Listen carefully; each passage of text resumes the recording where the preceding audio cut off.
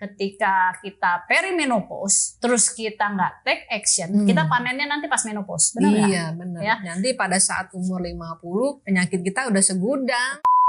Olahraga udah, aku udah diet loh. Lihat di sosmed disuruh intermittent fasting, udah juga. Tapi kok berat badannya naik terus ya. Terus body fat mass-nya juga naik terus, nggak turun-turun gitu kan. Udah frustasi sendiri, bodo amat deh, bener napas aja jadi lemak gitu. Gimana nih dok? Nah ternyata itu salah satu simptom perimenopause. Perimenopause, resistensi insulin terjadi, ya kan? Nah, resistensi insulin ini yang mesti kita beresin. Ada satu obat yang saat ini tambah sering disebut-sebut gitu, yang katanya bisa buat ngurusin badan. Ozempic atau generiknya ya, semaglutide ini adalah GLP-1 agonis ya. Kerjanya gimana?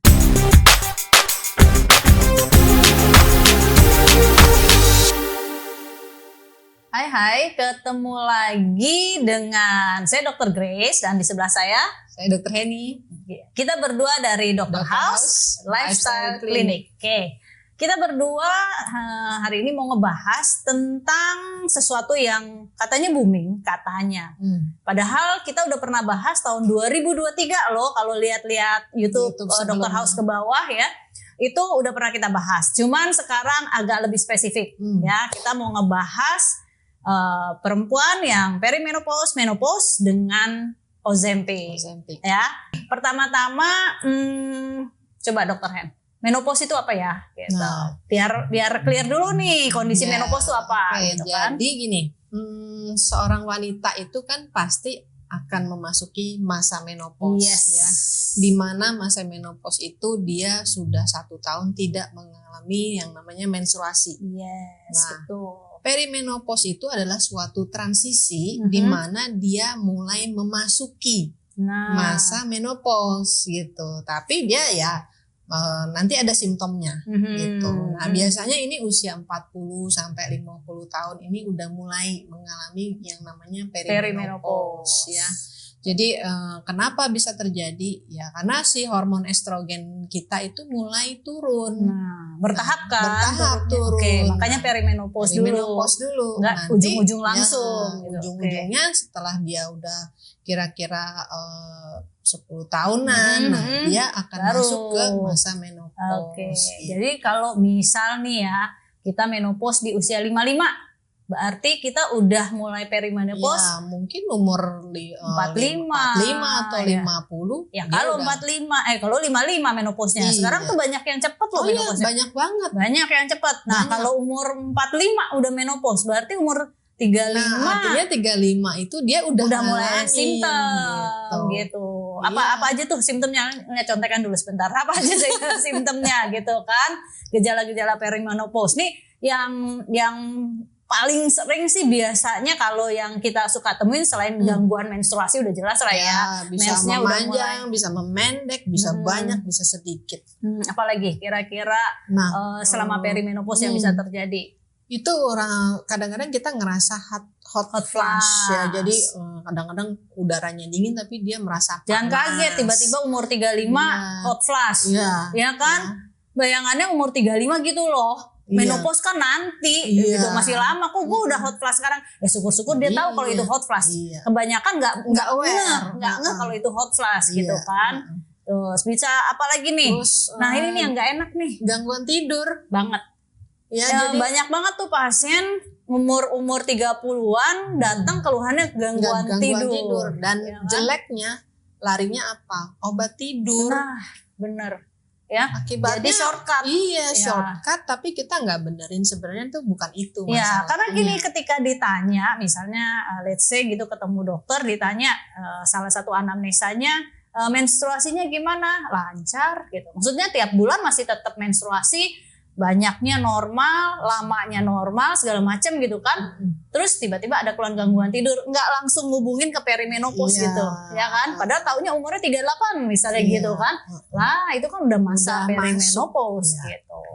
apalagi nih? Moody. Nah, mood swing ya? Mood swing, ntar senang, ntar nangis tanpa sebab, padahal nggak tahu, ditanya kamu sedih kenapa? Baper lah pokoknya. Baper gitu kan. Ini banyak banget kan. Oke, intinya kayak udahlah tidurnya terganggu, tidur keganggu aja tanpa kondisi penurunan hormon aja besok pagi baper kita. Baper. Senggol bacok kadang-kadang gitu kan. Ya kan? Nah ini nih paling males nih. Penurunan libido. Sering yang datang keluhannya gini, aduh dok gila males banget gitu. Kalau nggak dicolek, alhamdulillah gitu. Iya kan? Iya. Jadi ada masa-masa ketika perempuan di usia let's say 35 ke atas gitu, belum menopause, tapi udah males berhubungan. Alasannya mereka kadang-kadang menormalisasi, artinya gini, ya iyalah gila gue udah capek kali kerja, gimana ngurus anak, ngurus anak, masak gitu kan, belum lagi kerjaan rumah yang segudang kalau yang nggak kerja. Nah kalau yang kerja deadline yang numpuk apalah segala macam, ya pulang ya buru-buru mau mikirin libido, mikirin kasur aja udah bagus gitu kan. Nah simptom yang kita sebutin tadi kayaknya ini banget ya, samar banget. Iya samar karena ya mungkin karena budaya kita nggak pernah terbuka ya kan, jadi mungkin dianggapnya aduh masih malu deh ngomongin hal kayak gini sama dokter gitu. Iya, kan benar. Paling curhat sama teman. Iya, teman sama aja punya gejala yang sama lagi. Lu juga gua juga gitu, wajar gitu kan. Akhirnya terjadilah oke, berarti benar umur segini kita merasakan hal yang sama gitu kan, bukan karena perimenopause gitu kan, karena umur kita aja samaan gitu kan. Itu bisa kita antisipasi, bisa di manage gitu. Jadi at least paling enggak ketika aku sama dokter Henny mengemukakan simptom-simptom ini, mulai nih lihat gua tuh kayaknya gitu kok kan. Gua ada ini, kok gua ada ini gitu. Terus ada lagi nih. Jangan lupa ya area kewanitaannya jadi kering. Otomatis kan kayak tambah gitu males kan makin males. Iya gitu benar kan. ya. Nah ini nih nggak enak nih yang nomor 8 nih. Iya. Kering, tulangnya jadi kropos gitu. Terus nggak olahraga pula. Nggak olahraga dan nggak minum vitamin D. Selesai. Ya. Tulangnya makin pokoknya kropos. Itu masa-masa yang amat menentukan ya. Jadi kalau ketika kita perimenopause, terus kita nggak take action, kita panennya nanti pas menopause. Benar nggak? Iya benar. Ya? Nanti pada saat umur 50 penyakit kita udah segudang. Betul. Dan itu repot mau ngebenerinnya lagi kan perlu effort banyak. Ya, jadi bisa dibilang ketika kita udah mulai aware kondisi perimenopause ya, terus kita udah take action, at least ketika kita menopause nggak jadi momok. Kadang-kadang orang tuh baru gini, baru datang, baru panik, baru minta di-treat ketika menopause. Benar nggak? Iya kan? Nah, udah telat berarti kan? Ya, masih bisa tapi effortnya jauh lebih banyak. Bisa 2-3 kali lipat lah effortnya dibanding kalau kita prepare ketika perimenopause. Jadi kita ulang lagi tadi, kondisi perimenopause itu kurang lebih 4 atau 10 tahun sebelum menopause itu terjadi gitu ya. Sama satu lagi yang paling ini banyak orang ini paling banyak nih. Kok saya gendut ya, kok saya naik berat badannya gitu. Ini yang biasanya simptom ini orang baru nyari pertolongan. Benar. Tapi yang gejala-gejala tadi yang kita sebutin sebelumnya orang nggak aware. Ini kata-kata klise ya, kata-kata yang paling sering tercetus atau keluar ketika ke dokter adalah, dok, olahraga udah, ya kan? Aku udah diet loh, bener kan? Udah nggak makan nasi. Lihat di sosmed disuruh intermittent fasting, udah juga gitu kan? Tidur saya juga oke kok, saya tidur jam 10, jam 11 udah tidur gitu kan? Tapi kok berat badannya naik terus ya, gitu. Terus body fat mass-nya juga naik terus, nggak turun-turun gitu kan? Udah frustasi sendiri, bodo amat deh. Percuma kayaknya ini napas juga jadi lemak. Nah benar, napas aja jadi lemak gitu. Gimana nih dok? Nah ternyata itu salah satu simptom perimenopause ya kan. Jangan salah, coba lihat, ingat-ingat lagi di rumah punya keluhan kayak gitu nggak? Gitu kan, napas jadi lemak tuh. Udah perimenopause gitu ya kan. Nah sekarang kita bahas nih. Jadi intinya apa nih penyebab perimenopause itu sendiri? Oke, jadi perimenopause ini kan ya pastilah semua wanita akan mengalami ya. Sesuatu yang normal. Normal gitu. Memang udah harusnya kita akan mengalami hal itu. Nah, sebabnya apa? Penurunan dari estrogen dan progesteron juga turun. Nah, dua hormon ini sebetulnya yang membantu meregulasi baik sistem di tubuh kita, kemudian metabolisme kita, itu semuanya diatur sama dua hormon itu, estrogen dan progesteron. Nah, karena dua hormon ini turun, akibatnya apa? Terjadilah resistensi insulin. Nah, tuh. Gitu. Kan tadi di depan ada kaitannya. Ya, tadi di depan kan aku sempat ngasih tahu ya bahwa kita mau ngebahas perimenopause dan si oknum. Bukan si oknum sih, maksudnya dengan salah satu obat yang katanya happening, padahal udah nggak happening ya. Kita makin udah lama itu, cuman gara-gara diomongin terus baru lama-lama kan ibaratnya kalau beritanya di sini nyampe ke sininya lama ya. Sekarang lagi di sini nih beritanya, baru kita ngomongin lagi gitu. Nah ini ternyata si insulin resistance ya. Insulin resisten ya kan. Nah, kalau insulin resisten ya tubuh kita gimana? Mau metabolismenya juga udah nggak cukup ya kan. Terus kita asupannya gula melulu, karbo melulu ya kan. Orang Asia itu manusia karbo sih kalau aku bilang. Iya kan? Makannya gini, nasi, lauknya bihun sama kentang balado. Terus kerupuk. Udah karbonya udah tambah kecap, selesai gitu kan. Jadi proteinnya telur doang gitu. Ya udah manusia karbo, gimana enggak gula darahnya naik. Terus yang ditunggu, yang dicek tuh cuman HbA1c. Padahal HbA1c-nya gini pas di 5,7 masih oke, 5,7 kan yang nggak boleh 6,5 gitu kan. 5,7 kan masih oke, nunggu 6,5 gitu kan. Nah padahal kalau kita ceknya di guiding oleh dokter yang agak lebih spesifik dan lebih dalam, yang kita cek, kita biasanya cek insulin puasa ya. Nah udah kelihatan tuh insulin puasanya udah mulai taunya di atas 10 ya. Gula darah puasanya sih masih ya 90, masih gitu, oke lah gitu. Tapi begitu dicek HOMA-IR-nya, udah 5, gitu. Udah insulin resisten gitu. Ya kan? Nah, terus apa resikonya kalau insulin resisten? Ujung-ujungnya nih. Ujungnya ya diabetes. Nah, kan? Jangan sampai diabetes baru kita ngobatin. Betul, ya kan? Nah, oke, ini tadi kita udah bahas kalau orang perimenopause resikonya ya pasti turun nih semua hormon. Terus estrogen, progesteron turun. Terus yang naik ini lemak. Tabungan lemak gitu kan. Tabungan lemak nambah. Ya naik tabungan lemak ya. Iya nyebelin ya sebenarnya. Perut. Iya, emang itu daerah istilahnya daerah apa ya? Deposito. Iya. Daerah favorit untuk nabung gitu kan. Oke, terus nah ini ya perubahan metabolisme tadi udah disebut ya sama Dokter Heni. Ujung-ujungnya insulin resisten, ya kan? Insulin resisten kalau nggak di-manage dengan baik ujung-ujungnya diabetes. Tapi masa antara insulin resisten menuju diabetes itu nggak sebentar. Iya, nggak sebentar. Itu lama. Kalau ditanya berapa lama, ya tergantung lifestyle. Makin jelek lifestyle-nya, makin jelek dietnya, makin karbo persen orangnya, ya makin cepat jadi diabetesnya. 1 tahun bisa. 10 tahun bisa, ya bisa gitu. Jadi kecepatannya mau dari insulin resisten menjadi diabetes, ya bergantung pola hidup ya. Nah itu ya. Terus nih ini nih, kalau orang perimenopause, ya kan, estrogen turun. Inflamasi.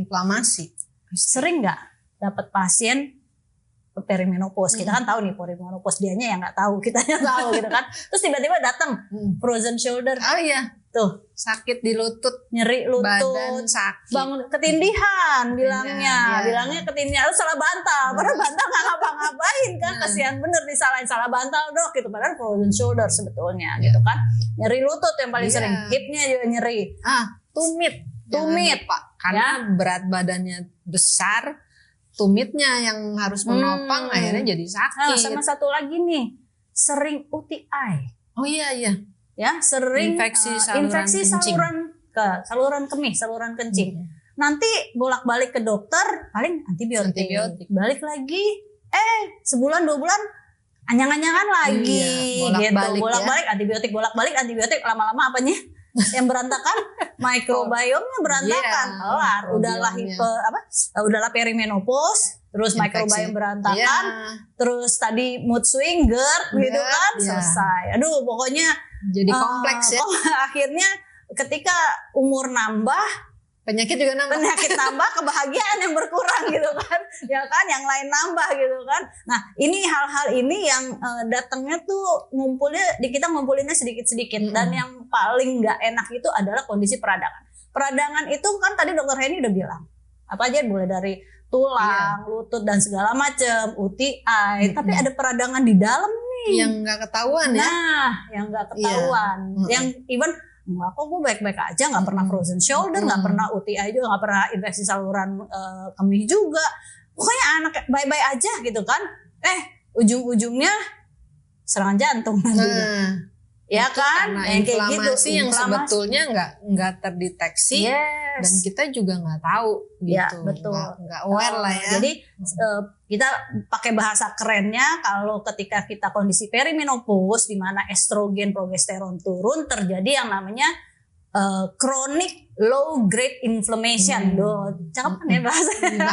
Chronic low grade inflammation atau inflamasi peradangan kronis dalam jangka panjang, ya. Nah, itu bisa berakhir dengan penyakit-penyakit kardiovaskuler di jantung, ya kan, atau vaskuler di otak, stroke gitu kan, atau even mungkin semua area bisa lah ya. Bisa semua area. Nah, itu yang paling kita mau aware di topik yang sekarang tentang inflamasi dan perimenopause. Sekarang kita udah ngomongin ciri, kita udah ngomongin definisi.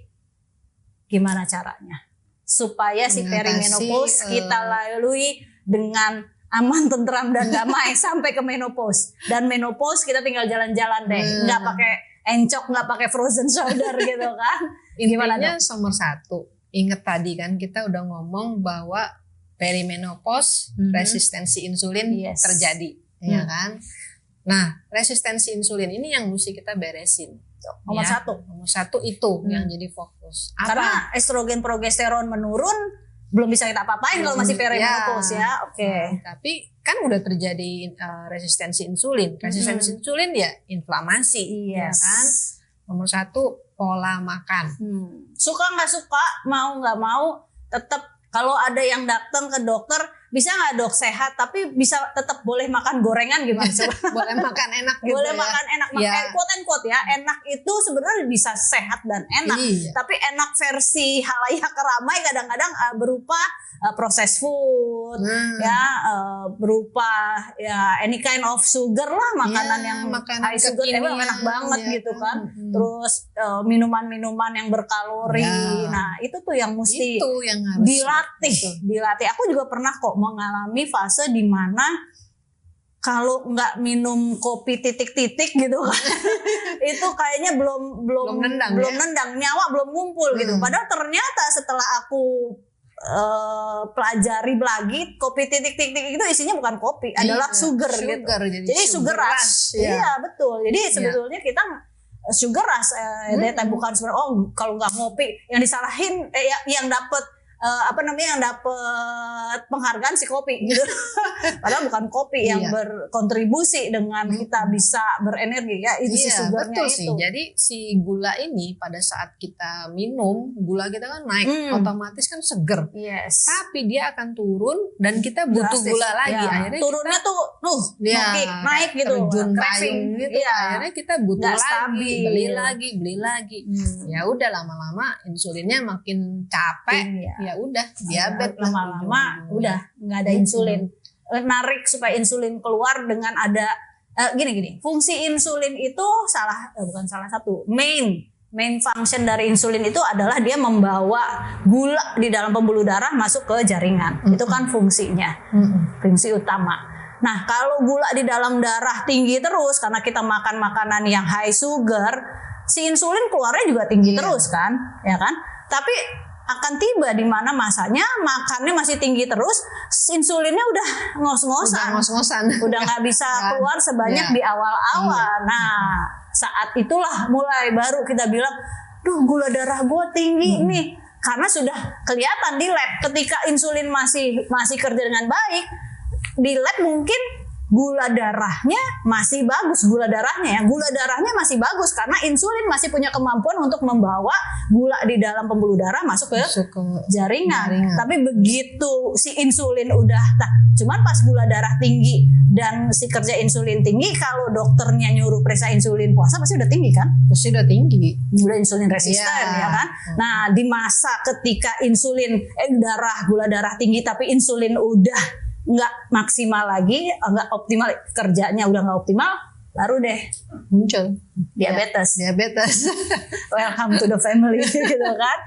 Oke, berarti merubah pola makan. Next apa lagi? Olahraga. Ya, karena olahraga itu terutama yang weightlifting ya. Tujuannya adalah kita memperbesar otot. Otot ini kayak mekanisme pembakarannya tuh paling kencang, kompornya gitu. Badan kita. Jadi kalau seneng makan, enak, ototnya juga harus gede supaya apa yang dimakan ya dibakar sama si otot itu dengan berolahraga gitu. Otomatis si otot yang gede ini artinya dia gampang menerima gula dan insulinnya lebih sensitif gitu. Nah ini PR kita juga. Kadang-kadang gini, aku paling sering dapat, mungkin dokter Henny juga sering dapat pasien yang udah ya let's say lah dia yang umur 40-an gitu kan. Olahraganya apa? Olahraga. Ya apa? Jalan. Bisa nggak tuh? Ya jalan sebetulnya bisa, tapi kan dia muscle-nya nggak bisa lebih besar gitu. Mungkin kalau untuk burn kalori ada. Cuma nggak maksimal gitu. Kalau ada tujuannya kita mau nurunin resistensi insulin, nggak cukup. Karena begitu banyak gula, terus ototnya kecil, terus olahraganya ya 30 menit.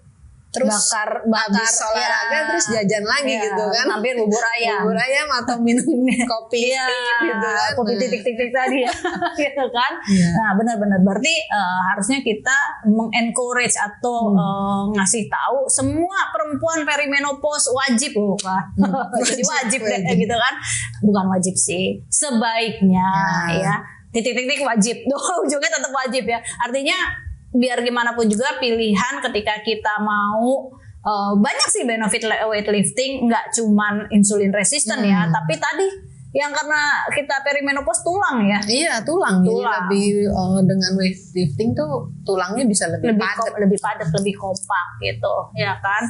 Nah, bukannya jalan nggak boleh ya, boleh. Tapi misalnya gini, kalau orangnya obes banget, ya terus disuruh ini kan, aduh kasihan juga gitu ya. Udah dimulai dari jalan. Dan kalau ditanya olahraga apa sih yang terbaik ketika kita ingin istilahnya ingin apa ya reduce weight gitu kan, ya weightlifting. Tapi bukan berarti weightlifting aja gitu, tetap harus ada endurance-nya, tetap harus ada olahraga yang kan tadi weightlifting resistance training, tetap harus ada endurance. Karena endurance itu untuk kardiovaskular kan, paru-paru. Ya ntar ototnya bagus, paru-parunya ngos-ngosan gitu kan.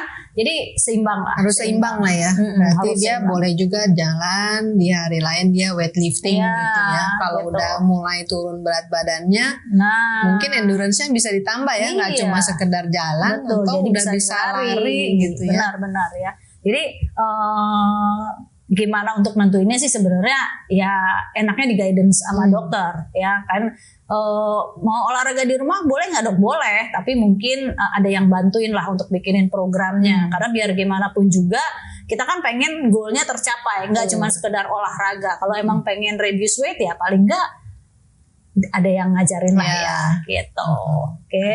Nah ini aku lihat di sini ada hormone replacement therapy atau HRT, terapi penggantian hormon. Gimana tuh dok? Nah biasanya kalau kita udah lihat ternyata estrogennya atau progesteronnya mulai turun, nah itu biasanya kita bisa kasih pengganti hormon ya. Jadi supaya dia nggak makin turunnya tuh makin cepat. At least agak ketahan lah sedikit gitu ya. Jadi dengan pemberian penggantian hormon ini otomatis kan insulinnya udah mulai agak sensitif lagi gitu kan. Itu kan membantu sebetulnya. Jadi supaya ya mau nunggu dengan dia olahraga itu juga bisa, tapi lama. Ya kan? Sedangkan kita kejar-kejaran sama si insulin resistennya kan. Nah ini bisa dibantu dengan hormon replacement terapi gitu. Nah hormon replacement terapi itu sendiri ya tidak bisa serta merta tiba-tiba gitu kan. Nah itu ada assessmentnya. Kita biasanya cek dulu hormonnya. Jadi yang kayak gini kita assessment dulu kan, baru deh gitu. Dan hormon replacement terapi ini ada yang bioidentical, ya bioidentical hormon replacement, ada yang synthetic hormon replacement. Jadi ntar deh kita bahas berikutnya karena masih banyak nih ketakutan panjang dan masih banyak ketakutan hormon gitu kesannya kayaknya gimana kayaknya dikasih terapi karena ujung-ujungnya yang ditakutin dari terapi hormonnya biasanya adalah cancer. Betul. Ya jadi ini yang ditakutin padahal ada hormon yang emang mensupres cancer ya, misalnya contohnya testosteron gitu kan. Testosteron pada wanita itu justru dia mengsupres kanker payudara ternyata. Itu nanti kita bahas deh ya. Oke, nah nih manajemen stres. Ya, manajemen stres. Stres ujung-ujungnya sih sebetulnya insulin resisten juga insulin resisten. Jadi jangan salah kalau pernah dengar, iya nih gula darah gue naik, stres gue gitu, ya kan? Padahal sebelum gula darah naik ya insulin udah naik duluan itu kan, ya kortisol naik, insulin naik lagi gitu. Jadi stres ini benar-benar powerful lah buat bikin hidup kita chaos sebetulnya gitu ya. Jadi manage stres ini penting banget nggak hanya pada kondisi perimenopause tapi sebenarnya di semua stase hidup kita. Iya, kita pasti zaman kayak sekarang ya uber-uberan gitu ya, stresnya kan tinggi banget. Betul. Kita bukannya hidup tanpa stres, nggak mungkin. Selama kita hidup pasti ada cuma challenge. Orang gila yang nggak ya kan. Nah yang penting kita bisa manage kita bisa manage stresnya. Mau dengan yoga, mau meditasi. By the way, jalan pagi itu bisa bantu mengurangi stres loh. Gitu ya? Iya. Karena misalnya dengan jalan pagi kita lihat pemandangan, pohon-pohon, udaranya masih bersih, seger. Nah itu stres level kita bisa turun. Terus kalau di ujung jalan kita grounding, dapat lokasi grounding gitu kan. Nah itu lebih cakep lagi gitu, ya kan. Banyak cara sih sebenarnya. Cuma masalahnya kita harus paham dulu nih. Kembali ke topik, paham dulu nih, gue mesti prepare nih, gue lagi perimenopause nih, udah masuk zona perimenopause nih, yang tadi kita sebutin nih harus udah mulai dilihat satu-satu, terus udah mulai dianalisa nih, supaya nanti pas menopause baik-baik aja, gitu ya kan. Oke, sekarang tadi hormon replacement terapi nih, ya kan, terus belum dong kalau masih perimenopause, benar kan, gitu kan, belum masuk ke hormon replacement. Sebetulnya aku pernah baca bahwa hormon replacement terapi itu sebaiknya jangan nunggu pas menopause, tapi kalau bisa perimenopause tapi late on stage dari si perimenopause. Jadi misalnya kalau perimenopause kan katanya 10 tahun, ya kan, anggaplah dia akan menopause umur 55 misalnya. Jadi mulai umur 50 ke atas, 52, 53 kita udah bisa kasih HRT gitu, hormon replacement terapi. Tapi ya yang tadi assessment ya kan. Taunya estrogennya udah drop banget. Oke. Boleh kalau pada saat itu. Ya, jangan berarti nggak boleh ujuk-ujuk main kasih estrogen ya. Jangan. Bahaya. Ya kan. Nah, sekarang kita masuk ke tema yang mau kita ini nih, ya tema yang tadi aku sounding di depan.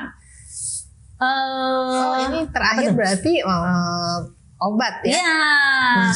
Soalnya kan tadi kan kita kalau misalnya resistensi, misalnya hormonnya belum perlu nih, tapi fokusnya ada resistensi insulin. Yes, gitu. Karena kan resistensi insulin sebetulnya musuh yang bisa dibilang musuh dalam selimut gitu, musuh yang nggak kelihatan. Karena dia diam-diam menghanyutkan, tahu-taunya inflame lah di sini, inflame lah di sini gitu. Inflame di sini sama di sini masih kelihatan, masih berasa. Inflame di pembuluh darah repot. Kelihatan ya. Inflame di otak, brain fog kitanya. Paling nyarain, "Duh kok gue sekarang ini ya, lemot ya," gitu kan. Padahal udah inflamasi otaknya. Nah, ada satu obat ya yang saat ini tambah sering disebut-sebut gitu, yang katanya bisa buat ngurusin badan. Kan orang mau bilangnya ingetnya ngurusin badan doang, padahal ngurusin badan itu penting bukan nggak penting, maksudnya penting tapi ada yang lebih penting lagi gitu, si inflamasi gitu. Nah, aku sama Dr. Hedi di sini memang ya kita memakai GLP-1 reseptor analog semaglutide ya, atau merek dagangnya Ozempic, kita untuk fight inflamasi. Gitu. Gimana fight inflamasinya si Ozempic ini? Ozempic atau generiknya ya semaglutide ini adalah GLP-1 agonis ya. Kerjanya gimana? Satu, dia meningkatkan sensitivitas dan sekresi dari insulin ya. Jadi misalnya pankreas kita udah kelelahan, udah nggak mau ngeluarin lagi insulin, nah ini bisa dibantu dari si semaglutide atau Ozempic ini ya. Kemudian dia membantu juga mengurangi sekresi glukagon. Glukagon itu pembentukan glukosa. Ya, tubuh kita juga ternyata bisa kalau stres apalagi itu. Terutama kalau lagi stres. Betul, dia ngeluarin yang namanya glukagon. Glukagon ini ya ujung-ujungnya keluarlah si glukosa. Betul, ya kan? Nah, lalu si semaglutide-nya ini atau Ozempic ini sering dipakai buat nurunin berat badan karena apa? Memperlambat pengosongan lambung. Jadi kita makan, itu makanan itu di dalam lambung kita lama. Otomatis kan kita rasa kenyangnya lebih lama. Sebetulnya itu kalori restriksi. Iya, ujung-ujungnya kalori restriksi. Karena biasanya kalau orang insulin resistance, insulinnya tinggi, ya, itu craving. Craving. Soalnya aku pernah ngalamin ketika aku cek lab, insulinku 24 loh. 24 gitu kan. Waktu itu aku post Omikron, kena Omikron 1 bulan, aku cek insulinku 24. Kenapa kok aku cek? Karena waktu itu aku ngerasa makan tuh cuman ada enak sama enak banget. udah enggak bener nih. Ini something wrong. Coba pas aku cek bener loh insulin 24. Jadi kalau orang yang makin lapar ya. Tambah lapar. Jadi makan nih. Kenyang kan? Sejam kemudian udah bawaannya tuh udah lapar lagi, udah pengen ngegeratak deh gitu loh, udah cari makanan lagi gitu. Ya kan? Ya no wonder ya abis gitu ya orang-orang insulin resisten ya berakhir dengan obesitas gitu, ya kan? Dia butuh lagi asupan. Iya, dan itu kalau aku tipikal yang craving sugar ya. Ada orang yang craving salty food ya. Kalau aku cravingnya tuh yang manis-manis ya, sweet tooth gitu kan. Wah, udah beneran asli. Udah warning tuh, ini nggak bener nih kalau sebulan nambah 1 kilo, aku langsung kalkulasi setahun nambah 12 kilo kan, ya kan? Kalau sebulan cuma nambah 1 kilo cuman setahun 12 kilo, ya nggak lucu sih sebetulnya gitu kan. Cuma pas aku lihat, aku analisa beneran asli 24 aku punya insulin, dan aku hitung itu waktu itu aku punya HOMA IR itu 7, waduh, nggak beres. Iya. Mungkin kalau nggak diperiksa, udah selesai. Nah, HbA1c ku waktu itu 5,8. Wah, udah naik ya. Iya, gila kan?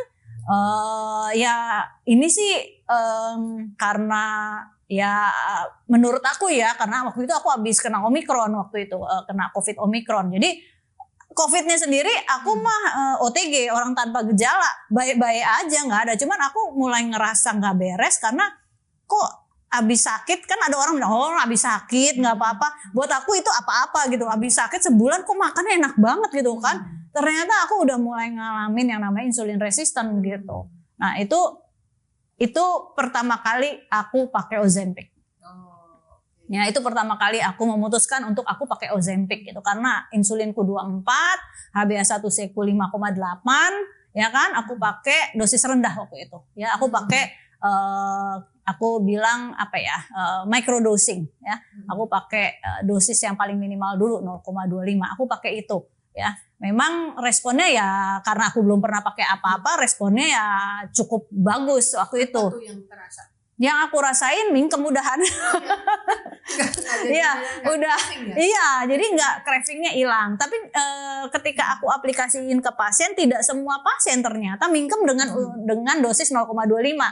Nggak semuanya gitu. Ternyata ada yang butuh. Ada yang butuh lebih. Cuman kan tetap kita selalu mulai dari 0,25. Nah, itu yang aku rasain gitu kan. Cuman dampak dari si insulin resisten di badan aku ya waktu itu udah mulai naik ya, napas ngos-ngosan gitu kan, nah, aku biasa olahraga nih nggak beres nih gitu kan, napas ngos-ngosan, terus udah mulai mau olahraga juga nyeret nyawa gitu, males banget karena lumayan mungkin naiknya cuma 2-3 kilo, cuma buat aku berarti banget gitu naik 2-3 kilo karena kan 2-3 kilonya fat bukan muscle gitu kan, jadi nggak enak banget di badan. Jadi aku ngerasa ini ya mungkin karena kita dokter ya, jadi inflame nih badan gue gitu kan. Jadi aku mutusin pakai Ozempic waktu itu untuk nurunin si insulin resistance aku gitu. Ya. Apa sih kalau misalnya kita 0,25 nggak berasa, tetap craving, naik 0,5. Terus ada rasa apa sih, maksudnya apakah kita pusing, apakah kita mual setelah disuntik itu? Kalau aku akhirnya naik ke 0,5. Aku 0,25 cravingku mingkem sesaat. Ya, mingkemnya sesaat doang. Jadi abis gitu biasa aja lagi. Nah, akhirnya aku naikin ke 0,5 dan bertahan di 0,5 untuk jangka waktu yang cukup panjang. Ya sekarang sih aku udah nggak pakai Ozempic lagi karena harusnya sih ada kita lagi menganalisa nih ya pemakaian Ozempic microdosing pada perempuan perimenopause, which is sebenarnya kita udah perimenopause kan ya, gitu kan, perimenopause untuk nurunin inflamasi bukan karena makan, kita makannya udah bener, inflamasi yang terjadi karena penurunan estrogen ya.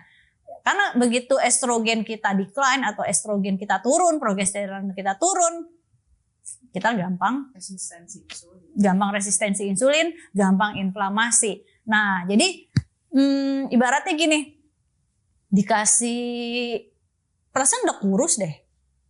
Perasaan gitu kan, perasaan nggak apa-apa deh. Ya, coba perasaan gitu kan, pas harus diperiksa PBF-nya taunya 35 gitu kan. Perasaan gitu kan. Nah, pakai Ozempic saat itu bukan buat ngurusin badan lagi, bukan buat beda tujuan. Jadi pemakaian microdosing si Ozempic atau semaglutide ini untuk mengatasi insulin resisten karena turunnya estrogen dan inflamasi, ya kan? Inflamasinya yang low grade ya, yang chronic low grade inflammation. Jadi bagus banget itu si semaglutide untuk prevention supaya tidak terjadi inflamasi sih sebetulnya gitu. Nah ini masih jadi satu hal yang yang aku nggak tahu deh. Mungkin kalau ya beberapa dokter ya ada yang pro kontra ya masalah ini ya, pro kontra gitu. Cuman kalau di luar mah udah biasa ya pemakaian microdosing GLP-1 reseptor agonis ini untuk inflamasi gitu.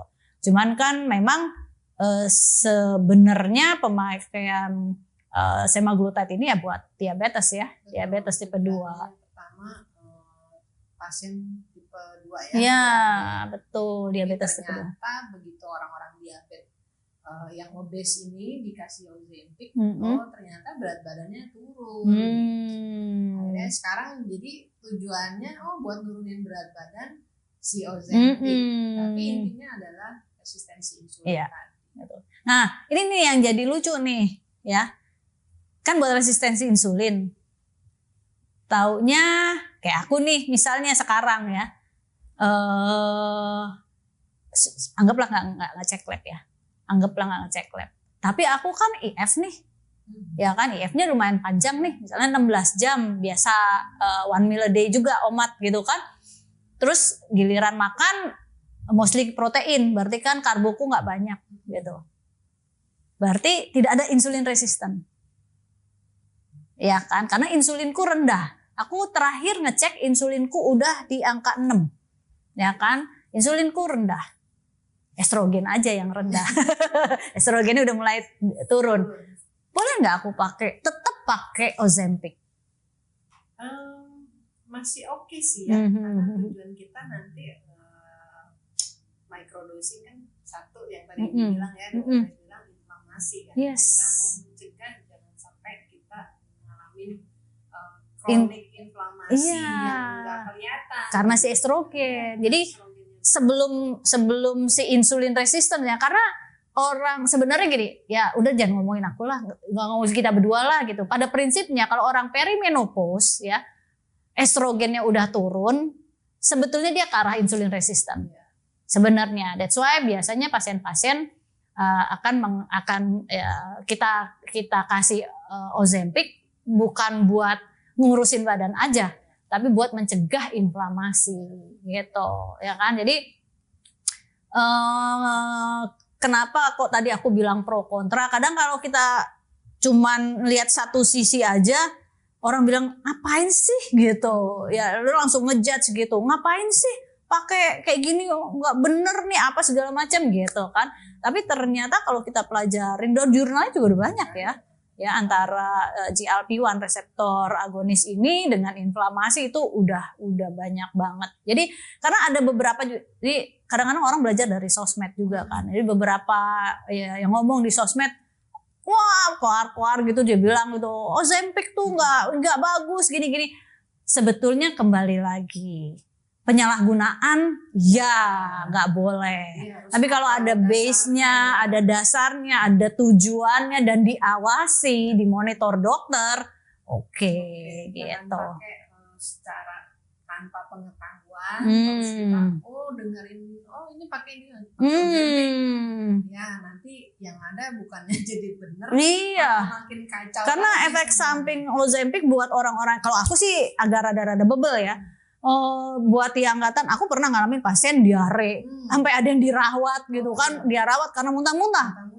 Ada yang muntah-muntah, satu tuh dari sekian banyak. Aku pakai, kita di sini pakai Ozempic udah dari 2022 ya, kita udah pakai Ozempic dari 2000, launching kalau nggak salah November 2021.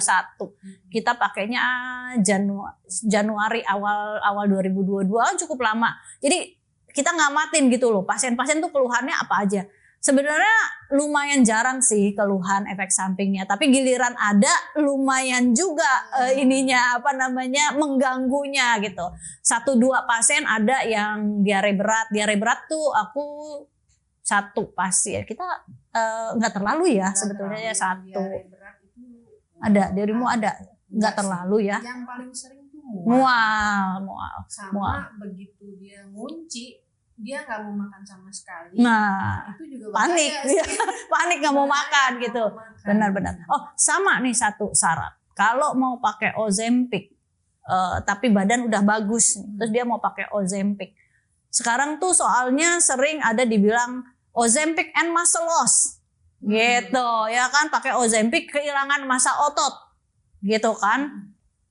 Kembali lagi nih aku bilang tergantung. Aku pakai Ozempic aku nggak muscle loss. Kenapa? Karena Ozempicnya cuma buat inflamasi, bukan buat kalori restriction lagi. Karena aku memprogramkan makannya bener gitu. Mau makannya pengen nggak pengen pokoknya harus masuk gitu kan ya. Selalu prioritize protein ya, proteinnya dapat 1 gram per kilogram badan masuk gitu kan. Terus habis gitu ya karbonya ya sayuran dan segala macam. Jadi kalau makannya kita termasuk yang aware, makannya tetap benar, terus kita pakai Ozempic untuk antiinflamasi karena perimenopause, aku rasa oke ya. Oke. Iya, olahraga juga penting. Harus. Cuma yang nggak olahraga terus kita ngajar si Ozempic ya hilang muscle-nya, hilang muscle.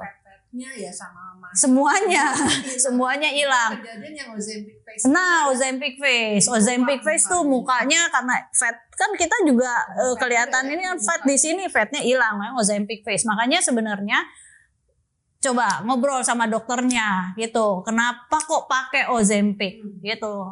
Ya kita mesti diskusi dulu. supaya ketika pakai pun Ozempic, hal-hal positifnya jangan hilang, hal-hal negatifnya jangan muncul gitu. Itu sih sebenarnya. Jadi gimana? Apa nih conclusion kita hari ini? Jadi nomor satu ya tetap lifestyle lah ya. Makanannya harus yang proteinnya harus bagus, karbonya, gula-gula itu semua harus di-cut. Jangan lupa olahraga, harus tidur cukup, atasi stresnya gitu ya. Lalu kalau memang diperlukan hormon replacement terapi itu membantu. Terakhir, ini yang terakhir baru kita pakai semaglutide atau Ozempic. Betul. Tapi dengan catatan jangan lupa cek insulinnya seperti apa. Benar. Semua akan memberikan kontribusi positif asal kita sesuai dengan. Benar. Ada koridornya ya. Koridornya. Jangan cuma ngelihat timbangannya, angkanya sekian, tapi kita lihat juga body ya, lihat muscle-nya, lihat fat-nya, ya, airnya juga, massa tulangnya juga mesti kita nilai. Intinya body komposisi lah ya. Jadi kita nilai. Jadi bukan sekedar kurus, ya kan? Kurus tapi nggak kelihatan fresh kan sayang. Kurus tapi abis itu serangan jantung. Ya kan, jadi karena taunya kita kekurangan nutrisi ini, kekurangan nutrisi itu, segala macam, terus ya bagaimana mau regenerasi sel kita, yang ada habis gitu kita aging, ya kan, kurus tapi aging, aduh males banget gitu kan. Oke deh teman-teman, kita akhirin bincang-bincang kita tentang perimenopause dan Ozempic si tertuduh saat ini gitu kan.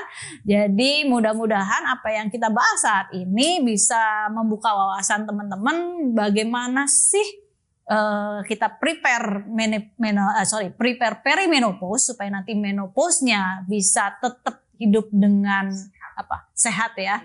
Nggak banyak keluhan dan bisa jalan-jalan gitu ya kan. Terus bagaimana sih intervensi dengan Ozempic yang bisa dilakukan pada kondisi perimenopause. Oke?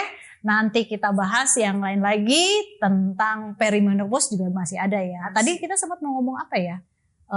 Hormon replacement terapi ya. Nanti kita ngomongin hormon replacement terapi. Oke, see you next topic. Saya dan Dr. Heni undur diri. Bye.